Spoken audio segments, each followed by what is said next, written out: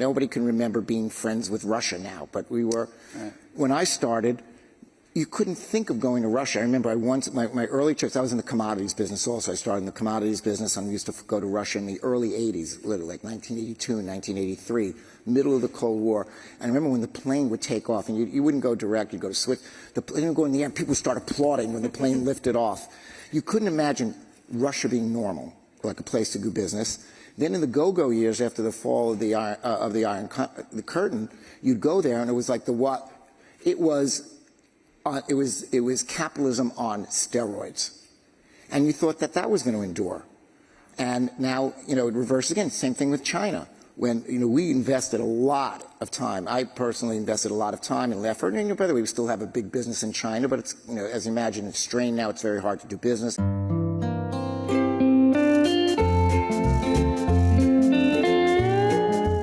music has kind of a Western vibe. Yeah, it's nice, isn't it? It's very polarizing for our audience. Oh, no. Some people love it, some people hate it. Joe, I have a confession to make. Yeah, go on. This is probably the most nervous I've ever been for an Odd Lots episode. Are you for real? Yeah, and I'll tell you why. And actually, the reason why, you'll know because you were there. I do know. The first time Joe and I ever met Lloyd Blankfein in person was at a sort of media roundtable. And for some reason, I felt it incumbent upon myself to tell a joke. Well, you were late, too. Oh, I was? Yeah, you came in late. All right, I forgot that part. I like that. I told a joke to try to, make it up, I guess. Probably the joke was at Goldman's expense, at which point Lloyd leaned forward on the table and he said, "Let me tell you how I would have made that joke funny." And the worst part was, he then made a very, very good joke that was a lot funnier than what I had just said. I think I said, you should put the punchline at the end, not at the beginning. That's right. Wait, can we actually talk about what the joke was? The context of the joke? Because I remember it well. Go on. So Tracy, the whole reason that the media roundtable happened was that apparently Lloyd was supposed to be in London, in China for some reason, and something happened. Like someone from the UK was there, and Lloyd's schedule got changed, and so they, at the last second, they're like, "Oh, maybe some reporters will bring in," and then the joke that Tracy made was something about having to "Oh, were you going to go there to recruit princelings for Goldman Sachs," which at the time was, one of those scandals out there. I swear it was better than that. But that was the theme of the joke. It was at Goldman's expense. All right, so we all learned our lesson, which is don't try to be funnier than Lloyd, because he'll beat you at it every time. But Lloyd, congratulations on the book. Well, thank you. Very exciting to be speaking with you. One thing I learned from the book is that you're spending your time trading now. And when I read that, I sort of had a vision of you on your phone on Robinhood trading like 0-day options or something like that. What are you actually trading? And where? I'm sort of committed to Goldman. I would be on Robinhood. That would make sense. Except for the history. No, to me, that's one of the occupational hazards of my prior life is that I watch markets all the time. I watch markets at night while I'm asleep. And so I know the price of everything all the time. And I trade, but it's not like when you say you spend your time trading. No, it's just background noise while I'm having a conversation. In my life, with people I hang around with sometimes in business, it is not considered to be rude that if you're talking to somebody, you're not looking at them but looking at a screen or a phone or something like that. That's kind of okay. So it's like I work with Joe. I know. So doing that when somebody says what percentage of your time. It's like listening to music. You can listen to music while you're doing something else, so it adds up to more than 100%.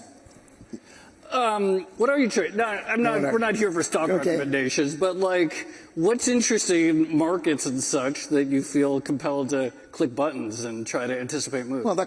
Well, I was always kind of a I came up through what we call them the macro markets, the large things, interest rates, government policy. Fiscal, the sort of stuff that kind of moves all assets together, although there's always differences. So that's my background. But themes. Everybody now is in tech, because if you weren't in tech, you'd be bankrupt because you'd be wrong for all this time. So everybody is, given how the markets have moved sort of consistently for a very long time, I can tell you what everybody is kind of in. And of course, I could tell you who's getting hurt at any given part when it gets upset for a day. But I'm in probably things that wouldn't surprise you. But maybe the biggest surprise is that I'm all in. So like I'm always 100% in equities now. Wow. Yeah, risk assets. That's what you say, risk assets. Risk assets, right. Yeah, right. Risky assets.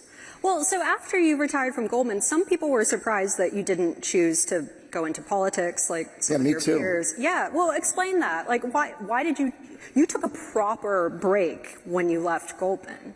Yeah, well, let me tell you, if somebody gave me something overwhelmingly interesting and fun, I might have done it.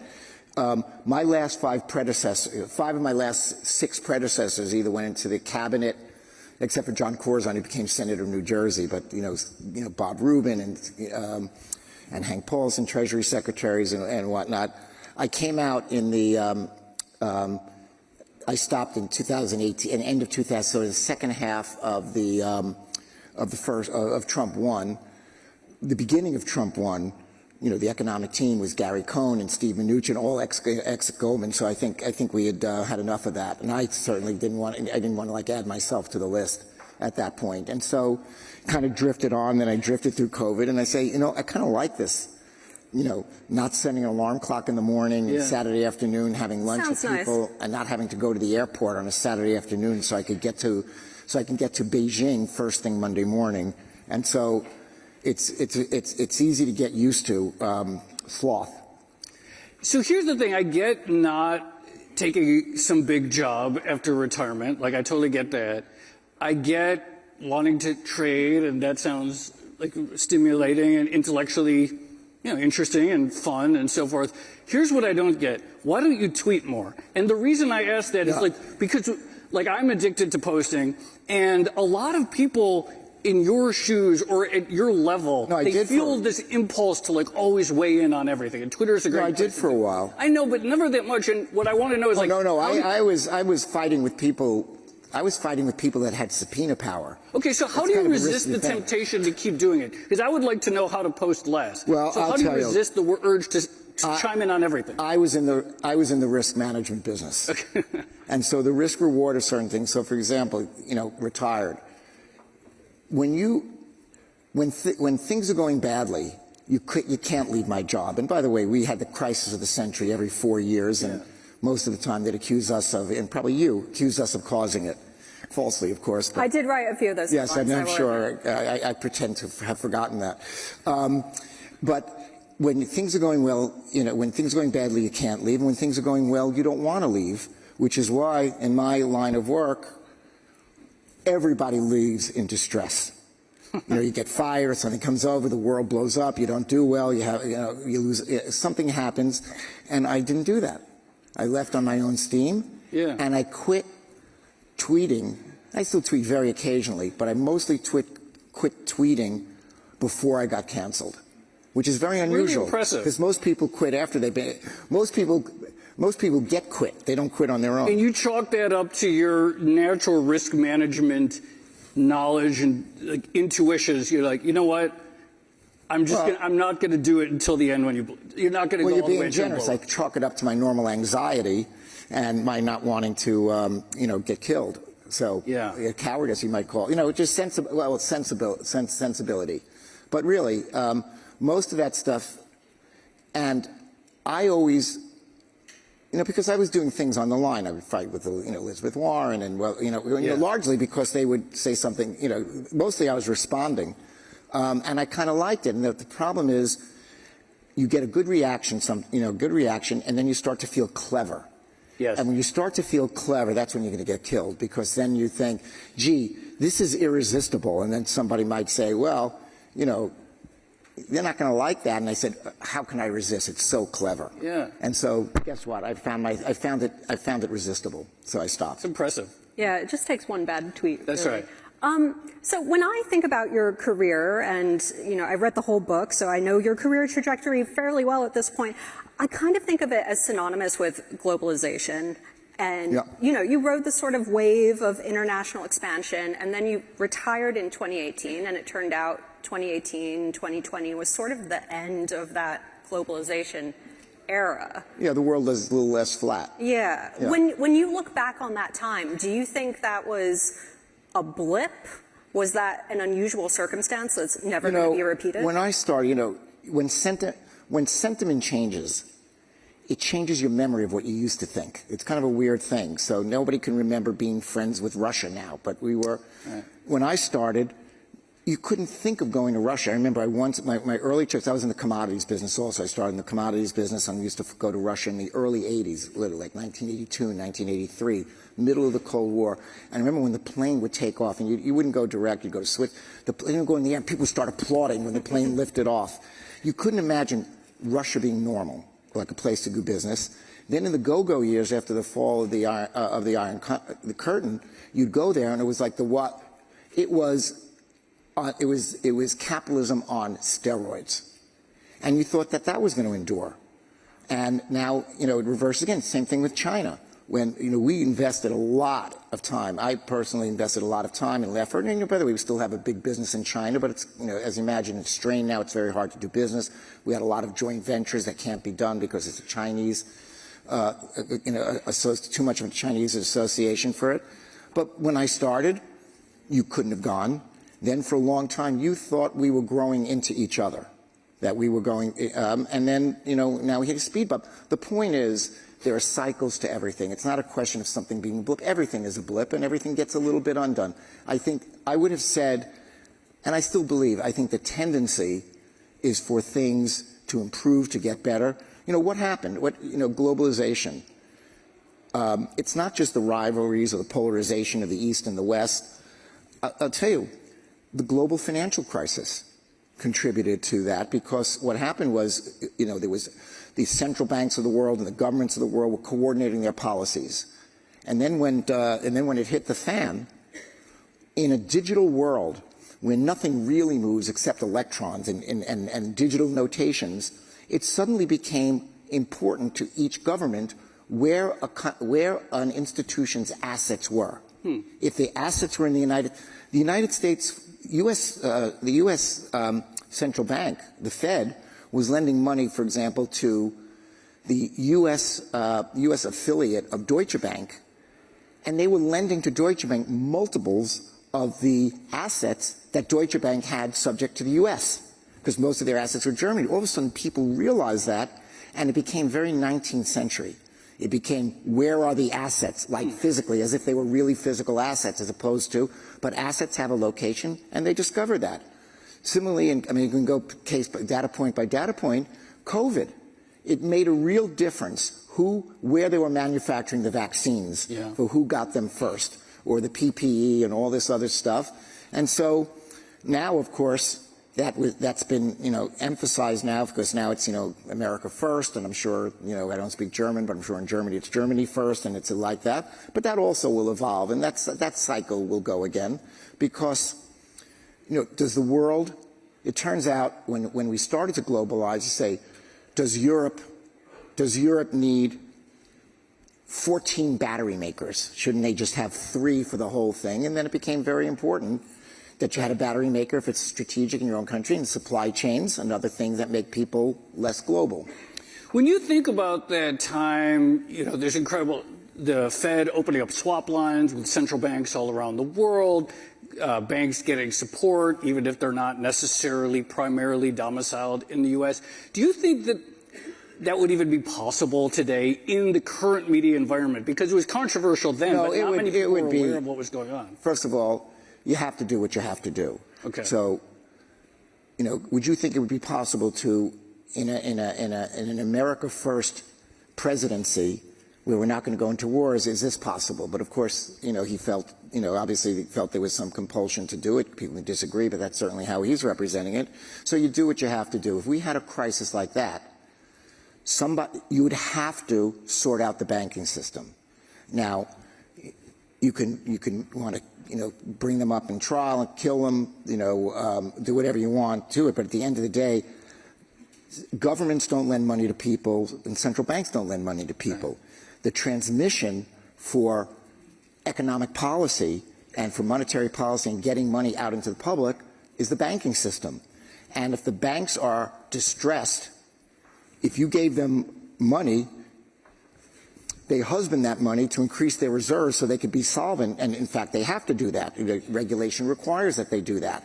And so it's very, very hard to get money and resources and get people going and provide that stimulus to the general public with a distressed banking system, which is why the big recession was a big recession, because it was very hard to get over. Today, if we had bad employment, if growth went down, and we weren't particularly worried about inflation, it'd be no problem to stimulate the economy. You take rates down, fiscal spending, the banks are in good shape.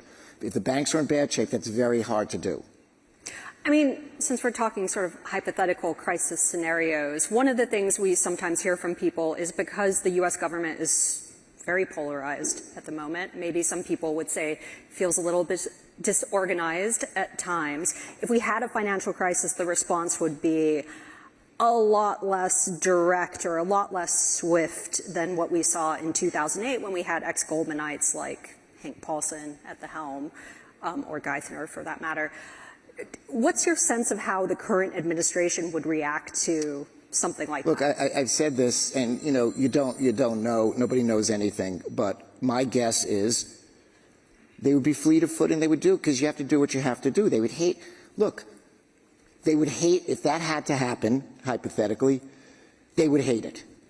They hated it in 2008. Really hated it. Really, 15 more reallys. Hated it, but we will look, staring at, not so much staring at the abyss like it would have gone, but my guess, and everyone's always asking, I think there was like a 15 to 20% chance that it could have really have gone off the rails, and that we really would have had a crisis that would have taken a very long time, because what happens is, in a kind of crisis where there's a credit crisis, which is what it was, a credit crisis, we owe each other money. There's a daisy chain of money. You bought something from him, he bought it from me, and that goes around. In a credit where you don't know the solvency of your counterpart, you're not going to pay me until I pay you. So you're waiting. But I can't pay him unless I get my money from you. So I'm stuck. And he's stuck, and he's stuck, and he's stuck, so the system is frozen. You need somebody with a big balance sheet, it's usually a government, to say, we will, for the short term, cover it so all of you will get paid. Now go. And generally, you don't have to use the money. The money comes back because it's just insecurity that drives that. And I think the government would have to do that. They'd hate it, but would have to do that. And by the way, is that going to happen again? Fortunately, it was a once in 80-year storm. I don't think I'm going to see the next one. But, it's these things. When you get through a crisis like that, everyone says, let's ensure we never have another crisis again. And you know how you can do that? You can turn yourself into a treasury bill. You can and even a treasury bill has a risk because you're taking a risk with the value of the dollar doesn't get inflated away and it retains its purchasing power. If you take zero out risk, you will have zero progress and zero growth. And so what happens is, and again, it's a cycle to things. You come out of that and you say never, never, never, never. You implement very, very tough protocols and regulations and things. And over time, you start to think, it would be a lot growthier if there was more. Growthier is a good word. It would be a lot growthier. Or wouldn't it be great if banks did mortgages again? Or wouldn't it be great if you didn't have to put down 30% to get a mortgage? Right. Blah, blah, blah. And it relaxes at time. Memories start to dim. And it gets to a point, and maybe it gets past the point where it should, and the cycle resumes, and you say, how could that have happened again so soon? It's only been 80 years. Right. So one area, and you've commented on this a little bit in your little media tour over the last several days and weeks. But, we've had a lot of stress in private assets, private credit in particular, some of the big companies having all kinds of issues. It's one thing for it to be bad, and maybe it's one thing for people to lose money. Is there anything about the structure, though, that could get systemic, where it becomes something beyond just investors lost money because they made bad bets? I think, talking about credit, I think the general issue is illiquid stuff. It could be private equity. And, like everything else that balloons into a crisis, of course I don't think it's going to be systemic. No one does. No one thought, because if everyone thought it would be systemic, we would have fixed it. Or we would have done something about it before it got to that point. You're always surprised. Even the people who you think are in the inside who should know better, they're also surprised too. I don't know, the private credit, and other private assets, I think they're generally, of course, by definition, they don't trade publicly, so they're less liquid and maybe sometimes illiquid, and consequently very hard to price. So when you have your asset and you look at your, you look at your account and you own this and you get a mark to market, is it reliable? Is it where you can sell it? There are a lot of private assets on people's balance sheets that take private equity. We've just gone through a period of time where we've had record equity prices in a world that's awash with liquidity, the best financing market, and there's still an accumulation of assets on the balance sheet of companies that are in the business of selling the assets they invest in, yet it hasn't happened. So maybe they're not marked for sale, really, to be done. So that could be an issue in general. I'd say one of the things, now, there's nothing wrong with private credit, private asset, private equity, as long as the returns, the expected returns, compensate you for the illiquidity, and the people you're communicating to understand the illiquidity and the consequence of the illiquidity to them. I'm not sure, that has to be made clear. I'm not always sure that it is. And certainly, if it goes wrong, no one will remember having been told that. Right. So I would say, and in taking account of that, I would say a particular private asset, whether it's credit or private equity, is no different in your hand, in an individual's hands or an institution's hands. But the consequence of it going badly is much worse. If it's individual hands, why is that? Because I would say the official sector can watch institutions, very high net worth individuals lose money and not be particularly perturbed about that. Yeah. But when it goes to consumers and retails, other names for which are citizens and taxpayers and voters, the official sector gets very perturbed. So one of the comments I made is, without opining whether these are good or whether the marks are correct or whether the illiquidity premium you're getting is adequate or not, I just said, be careful. Some of these firms, people who run these firms, have fabulous lives, do very well for a long time, have boats and everything and multiple houses.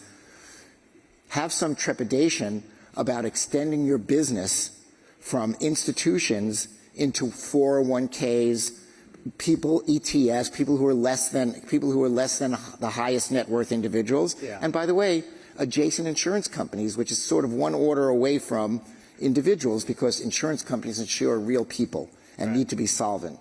So that's something that I'd say is happening too. It's not just the nature of the assets, but where some of these assets are being put now. So I take the point about retail investors and private credit, but just putting your old Goldman Sachs CEO hat on again. I mean, one of the things Goldman was famous for was its very dynamic risk management at the time. And so I'm very curious, walk us through in excruciating detail how you as CEO of Goldman Sachs would be managing private credit risk at the moment on a day-to-day basis for something that, might be mark-to-market quarterly. I mean, risk that we had? Well, just hypothetically. On our balance sheet, yes. Like, what would Goldman's we have style of risk management look like for private credit? We have a lot of risk. I mean, in the financial crisis, everyone's focused on mortgages. Some of the biggest risks that we had were just loan commitments to companies. We're the biggest M&A house. So we have very big M&A franchise, which means that if you do an M&A deal, you commit to the financing. So we had a lot of financing commitments outstanding. That was sort of eye-opening at the time, because we had commitments to make loans which, believe me, at the time, when things are going crazy, it's the last thing you want to do is do that. And so we had to manage those risks. So, what do? We make sure in the lead up to the press, once something is happening, it's pretty late to start doing stuff when everybody's trying to get out of the same stuff. We sort of always knew we had a real abiding respect for reality. So we would always try to mark stuff to market, and very assiduously. We had a separate group. Half the firm would take risk, and the other half would do the marks. And sometimes the risk takers would disagree and say, "Oh, that mark is too conservative. I think this asset's worth more." And we'd say, "Fine, I'm sure you're right. Go sell something and prove that your mark is better than their mark, that it's worth more." We would do that religiously. I mean, we were firm on that. And then when things started to get bad, when people couldn't sell things for where they thought it was, we started marking it lower. And when that started to happen, we didn't necessarily think, we didn't have a view of what was going to happen. We went into risk management mode. So it didn't matter whether it was bullish or bearish. Stuff is happening. And so we just put out the word, stay close to home. So we have to take risk. People come to us to buy from them what they want to sell to them what they want to buy. We get caught in risk-taking situations from our general activities for our clients. But whenever we were veering too much in one direction, getting too long and getting too short, we would stop until there was another side to it, and we would source the other side. So, I mean, the key for us was not reacting crazily when it started to go badly, but what we did in the lead up. The other thing we did when we couldn't get other sides to things, we bought insurance in the market. Mm-hmm. Famously from other banks for very little, because it was worth very little. We bought insurance on AAA companies that turned out not to be AAA. We didn't do that because they thought that, aha, these really aren't AAA companies. Oh, no, we thought they were AAA companies, but we just didn't want to have too much exposure to anything at that point. And the good thing about the fact that it doesn't, it doesn't look like you need the insurance is that the people who sell you the insurance don't charge you very much because they think it's free money. And by the way, we thought we were wasting money, and it turned out not. But that's just a discipline that you have to have all the time. You can't have that discipline when it looks like things are going bad. You have to have those things, that discipline when things are looking good. Right. That makes a lot of sense. New York City, how are you feeling? Is New York City the center of the finance world today the same way it was 15, 30 years ago? And is that at risk? Look, New York City is still where people come, young people come especially, to learn from their colleagues and to get around and be surrounded by a good culture and a good place. And I think that's why, that's why I love the book, and I thought it was a brilliant book, but I thought it was wrong. The world is flat. You can be stimulated by something that's not right. The fact of the matter is, you could be hooked up and be living in Warsaw, which, by the way, is a financial community, and there's a lot of tech people in Warsaw. But people who are smart and ambitious want to be around other people who are smart and ambitious. Has that changed at all? I'd say there are more pods than there were before. So I think there's communities obviously in San Francisco, which is a tech community. A sub-tech community is Boston, which has biotech. And in other words, there are other places that grow, but I still think the highest concentration is still New York. People are promoting Miami for that. And there's a lot of reasons for it, like you get to keep more of your money because there's no state tax. Expensive place to live. New York, by the way, very expensive place to die. I don't know why I'm thinking those dark thoughts now, but because New York has an estate tax, and even California doesn't. But so for tax reasons and for reasons of sunshine, people are going there. But it's not New York. Yeah. It's still New York. Kind of sorry. On the Miami thing, I like Miami. But you're still why aren't you there? You don't spend 183 days of the year? I'm still in New York, for tax purposes. I'm a New York taxpayer. Yeah, why? Stupid. Okay. No, I do it. New York City is the greatest, right? I have, my wife. We have kids and we have grandkids. I tell my wife from time to time, if you really loved your kids and your grandkids, you'd move to Florida.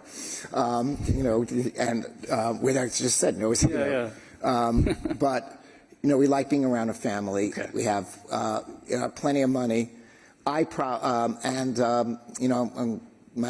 wife. I don't know how things run in your household, but I would say that she has full voting control. Understood. I'm not going to say anything. I'm holding back comment right now. So I just want to go back to risks for a second. So, in your book, you talk a little bit about private credit, but the one risk you highlight as the sort of big one that worries you the most is some sort of technological risk. I said, it has said the world is going to end in a whimper, not a bang. Yeah. Everybody's talking about malevolent state agents, taking it down. Every time we lost stuff, and we had some wonderful problems in technology, every once in a while there was some bad behavior and somebody hid something for a while. But most of the time it was a fat finger. Like, I remember one famous incident where somebody, now why anybody would do this, but they were testing some software. And in the software, they were, it just said, I remember this. Like somehow they were selling, somehow it got turned on and it sold all stocks that started with an L, M, N, O, or P for $1. Now, if you were going to test something, why wouldn't you sell it for $1 million so nothing ever gets done? But they had to sell it for $1, and that thing was working for about 15 seconds and did about $2 billion, $1.5 billion worth of transactions, which we managed to get undone mostly. Yes, fat finger. What's a fat finger? That's when you hit the wrong key. And somebody, it was like stupid. Somebody put in and do it. The problem with technology is you have to check. You want to check things over and over again, but if you build in 9 checks, nobody takes it seriously because they know 8 other people are going to check it. It doesn't even solve the problem to build in more layers of checking because it's mind-numbing to check something where there's not a problem, except once every 2 years. Who's going to live? Who's going to sleep through that? The world is getting dangerous in a way. When I started out in a trading room, everyone was said out loud. Somebody would say, bye, and, people, and it was all noise. Today, you go into a trading room, and you're communicating digitally with the person sitting next to you. In the old days, you'd shout across the room. And if somebody said something wrong, a buy instead of a sell, or the wrong number, or the wrong price, the whole room would stop, and everybody would look at that person. You would hear it. Now, nobody hears anything, and if they did, they wouldn't know because no one could intuit anything because it's all a lot of algorithms and a lot of technology trading. So I would say, with technology is leverage. And leverage is good when it's going the right way, and leverage is bad when it's going the wrong way. And by the way, that's in life. And, if you had an prior to the age we're in today, where the nuclear age, where we're proliferating and more atomic power and things like that, even for good uses, what could an industrial accident be? They think the biggest industrial accident was Bhopal. Union Carbide, 8,000 or 9,000, very tragic, horrible situation, liability for Union Carbide, destroyed the company. But I think 8,000 or 9,000 people died. In Fukushima, the Japanese, when they had the tsunami and it affected the plane, if the wind had been going in a different direction, you would have had millions of people die. That's technology in progress for you. So not only is there leverage, the ability to intuit and see what the problem is less. So I just postulated that, we have all these safeguards, all these things, all these state actors malevolently trying to cause problem. Yes, but something? I'm also worried about the mistake, the fat finger, the unintentional thing, because how do you build it? It's hard to build in safeguards, because the more safeguards that you build, the more repose and relaxed you get about each one of them, and you find out that no one's doing their job. I mean, it seems inevitable to me now that AI is going to become more and more of banks' risk management or back office systems. What parts of a bank would you feel comfortable outsourcing? Everything's shy of the job I had. Okay, go on. We don't know. I mean, the greatest technologists today aren't sure themselves where it'll go, but I think you're going to look. If you think about it, our brains. Your brain, our brains are all, we're just wiring, we're just code. We're a lot of lines of code, but we're just code. And at some point you cross into judgment and reasoning. And I'm sure it'll happen. I'm sure it's a lot. I'm sure my, the people who, at least until they start to walk better than they walk today, the people who garden for me and the massage therapists and the personal trainers are safe. Well, maybe not even personal trainers, but everything shy of that is just some, and then we're going to just have to, and then there'll be more jobs that leverage whatever stage of progress we're at. Once upon a time, not that long ago, beginning of the 20th century, more than half the country was involved in agriculture. Guess what? We absorb those people, but it's not without stresses and strains. Not everybody who's, not everybody who's a software programmer is going to become a, is going to be a Pilates teacher. Right. And so there'll be some stress and dislocation. But who knows the way society is going to evolve? Maybe, remember, from school you read the Marxist ideal where everybody's going to only have to work 4 days a week, the Marxist ideology. And who knows? Maybe there'll be, once upon a time, there was a 6-day work week. even on Wall Street. People came in and said that's when they did all the back office stuff. And maybe we go to a 3-day work week. Maybe we work, once upon a time it was a 10-hour work day. Now it's an 8-hour work day. Maybe it goes to 5. Maybe everybody just works less and moans to high heaven that they have to work 4 hours that day. So I'm not, by the way, it doesn't matter whether we like it or not. It's going to happen. Right. So we could spend a lot of time mourning for it and regretting it, but it's going to happen. But the idea that machines are going to do a lot of stuff that we do. When I started on Wall Street, the tape, and people don't know, ticker tape? What is that, ticker tape? Those were the threads that came out. Well, once upon a time, that's how you communicated. You communicated tickers and you couldn't get it back, so you had to proofread it very carefully. Yeah. And you had to make sure that the confirmation you were sending to the Central Bank of China, Beijing, didn't go to the Central Bank of China, Taiwan. Right. And you'd kill yourself. So I spent 3 hours a day doing that. Nobody spends any time doing that. Yeah. When I practiced law, you used to have to go and look at every case that ever mentioned a case you relied on, lest it have been overruled or criticized. I spent days doing that. No one spends minutes doing that today. That's progress. It's going to happen. And I welcome it, particularly since I've already made my money and I'm unemployed. Must be nice. Joe, when I first joined Bloomberg, one of my key duties was to monitor the fax machine, just in case the Bank of Japan sent a fax over. Do they communicate with? I believe it's been automated now.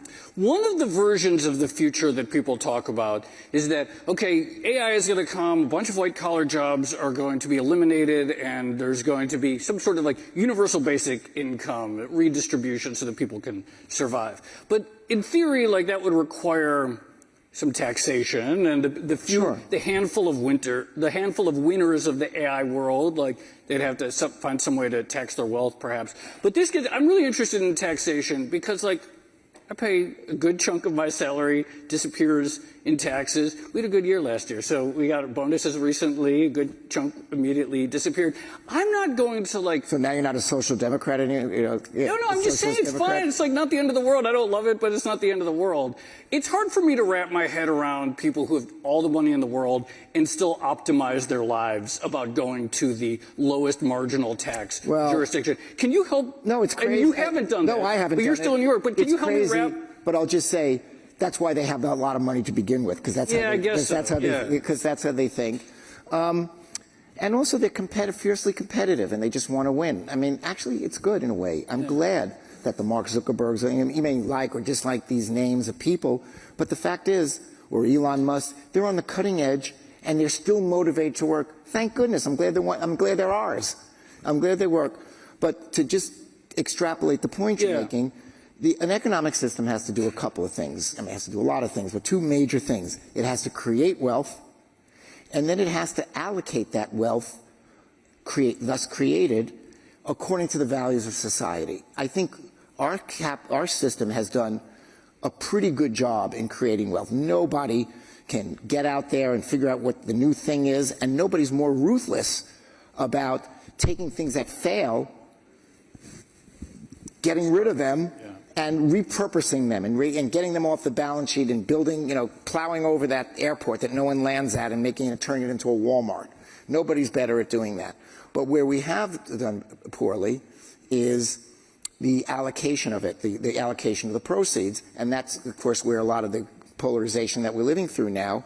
And, so a variety of things, you have to, obviously progressive taxation is one of them, just building the safety net so things are free and available to everything that previously you would have had to pay for. So public housing has air conditioning now. Public housing when I grew up didn't have air conditioning. So making life better at a base minimum. But that's the task and that's the challenge that we have to do, to allocate based upon values in a way that doesn't disincentivize people from working. So at some level of taxation, you may be disincentivized from working. Poor Elon Musk went back to his shareholders and said, I'm only worth $500 billion because you took away my options from the Tesla thing. Give them back, or else I'm not going to work for Tesla anymore. So there. And so he got it back. And so now he's got that extra stimulus of billions, 501 to 749. So, people do what they do. But by the way, I'm glad he's working, and I'm glad he's one of mine, and I still can't believe those rocket ships can land in tandem That's so beautifully, and nobody else seems to be able to do it, so bravo, keep on going. I'll give you an extra couple of dollars if it'll help you. We started this conversation talking about how your career trajectory kind of mirrored the rise of globalization, but the other thing it mirrored was the rise of trading and FIC on Wall Street. I'm curious if you have any sense nowadays what the next sort of booming business is going to be among the investment banks. Because everything kind of feels the same, everything kind of feels flat. Like, is there something that's going to take off, or where you can differentiate yourself? It's not the same, but it rhymes. It doesn't repeat, but it rhymes. Really, the last generation, the cool kids in town were private equity and alternatives. Feels a little less cool the last couple of days. It shifts, but there's always, we're always wringing out efficiencies for things, and we're always figuring out, risk versus reward, and so illiquid stuff look better than public market stuff. Then you have a liquidity event where people try to sell and they get gated and it's not working out so well, and so that goes. I don't know. I think, one of the things that AI can't really do is they can't take risk. They could tell you, in my opinion, based upon my, working this algorithm against this huge database, how those dice would have rolled and what percentages when we'll do these simulations and stuff. But at the end of the day, you have to still apply judgment. And if we were sitting there having a conversation 100 years ago, by the way, people 100 years from now are going to be around. I don't know if they'll be sitting on this chair or floating above ground, but they're going to be talking about how primitive we were, thinking that we're sitting here thinking how cool we are today, and how everything's up to date in Kansas City and everything is good and novel. But all this is going to look stupid. Could you imagine they carry their cell phones? Ha ha ha ha. Or could you imagine? Yeah, I mean, this stuff. But some things as general principles are going to persist. I think they'll be still people are going to still write music and natural. People will fill in the gaps. If you plug in a song, it'll publish another song like that. But will it do something radically innovative? I don't know. It's possible. Again, brains are lines of code. Maybe they'll just have more lines of code and eventually do it. But I do think certain things like willingness to take risk, judgment. I've known so many brilliant people, and I've known so many people with good judgment. It's amazing how infrequently those come together at the same person at the same time.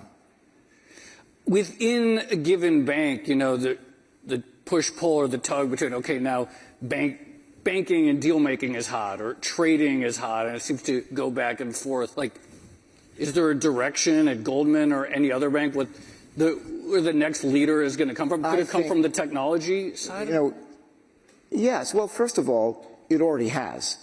In a firm like Goldman, I bet over a third of the population of the firm are engineers. It was when I was there. It wouldn't have gotten it wouldn't have gotten less in this period of time. If anything, it would have gone more in that direction.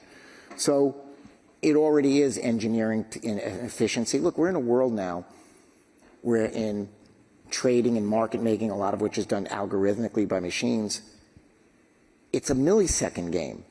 If you have your computers a half a block closer to the main computers of the platform, you win everything, because even moving at the speed of light, getting there ahead is so that's already been done. But in a firm, to answer, maybe I'm interpreting your question a little bit differently, these things happen at different times. So sometimes it's the people who put deals together. Sometimes it's the people who finance deals. Sometimes the biggest, coolest kids on the block are the risk managers who prevent the firm from discombobulation and manage risk so successfully so the other people can do their jobs. In our organization, one of the things that I think has helped Goldman Sachs through the agent is that the firm is still run like it's 26 years since it was a private partnership. Half of my tenure was in a private partnership, half was in a company, but we ran the firm as a partnership. Everybody in the firm got paid largely based on how the firm as a whole did, not just their narrow area. People who did a good job, and it wasn't their turn, or the market was working in a way that they couldn't make money, got compensated well for doing a good job, even if the opportunity wasn't there. And if it was an easy market to make money in and they weren't doing a good job and didn't do well, didn't matter that they did well. In other words, we looked at the firm as a whole. People had to look out for each other. And place was run as a partnership. That's very helpful. If you have a firm full of people who are owners, everyone is looking around what the people next to them are doing, and if they see bad behavior or something's not right, they demand information about the whole firm, not just their narrow area, and they give you opinions even when you don't want to hear it. And guess what? It's a little bit slower and harder to run that organization, but I think you get a better outcome. Now that the book is officially published, it's been a whole 18 hours, I suppose, since it's been published. But is there anything with the benefit of that 18 hours of daylight and reminiscence that you wish you had included in the book and that you left out? I want the really good No, people gossip. are always telling me, I told, we had, Bloomberg was very nice enough. Mike Bloomberg, the man, not necessarily the company, hosted an event last night, and I thought of a Bloomberg. There was a story that I told that at the end of it, I could tell you the story, but please.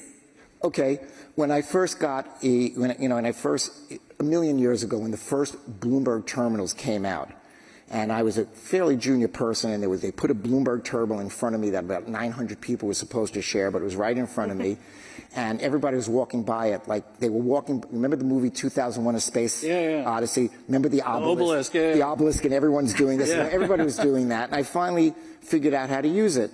I put yellow paste-ins on it with my schedule and numbers that I had to look out for. In other words, I didn't know how to turn on the machine, but I was using it as a bulletin board.